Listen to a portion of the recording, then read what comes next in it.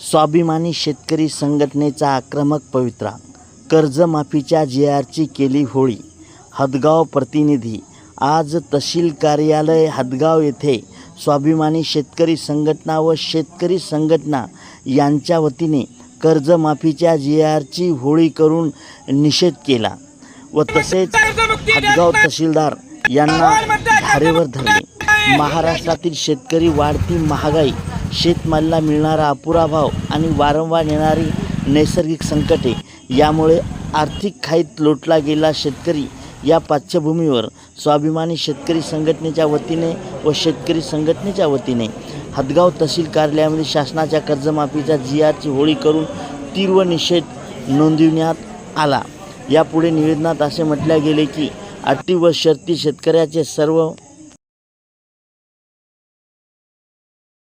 पवार साहेबाचं जे पंढरपूरमध्ये आंदोलन अन्नत्याग सुरू आहे त्या आंदोलनास पाठिंबा म्हणून आज आम्ही हदगाव तहसील कार्यालयाचं निवेदन देऊन मुख्यमंत्र्याला पत्र पाठवलेलं आहे.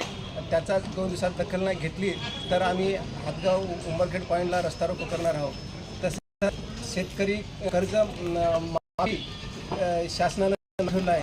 कर्जमाफी कशासाठी? आम्ही शेतकऱ्यांनी काय पाप केलेलं नाही, ते पाप सर्व शासनाचं आहे. आम्ही काय चोर नाही, दरोडेखोर नाही. माफी करायला आम्हाला कर्जमुक्ती द्या हे शासनाला सांगायचं आहे. शासन हर्रामूर्त्या यांचं उद्योगपतीचं कर्ज माफ करते आणि शेतकऱ्याचं करत नाही आणि त्याला कर्ज माफी द्या. आम्ही काय चोरी केलेली नाही, आम्ही काय केलं आहे, सर्व पाप तुमचं आहे.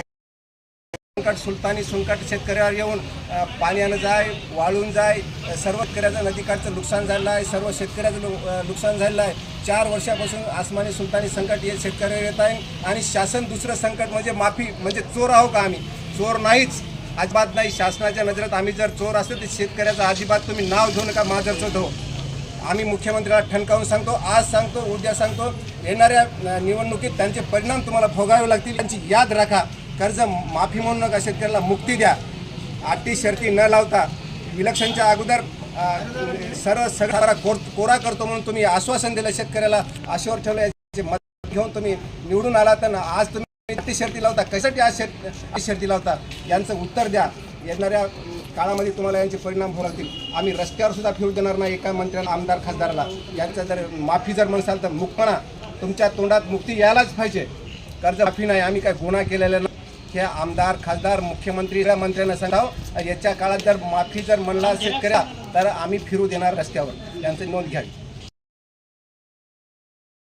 तारीख जाहीर झाली, आदेश काढले, सगळे काढले, पण त्या आदेशामध्ये अशा पाचर मारल्या की 10 लोक जर वाट पाहत असतील कर्जमुक्तीचे तर 6 लोकांना मिळूच नाही आणि दुसऱ्या 2मध्ये वेगळं काहीतरी करायचं आणि खास 2 माणसाला म्हणजे 1-2% माणसं, 22% माणसाला फक्त कर्जमुक्ती द्यायची असं सरकारचं धोरण आहे.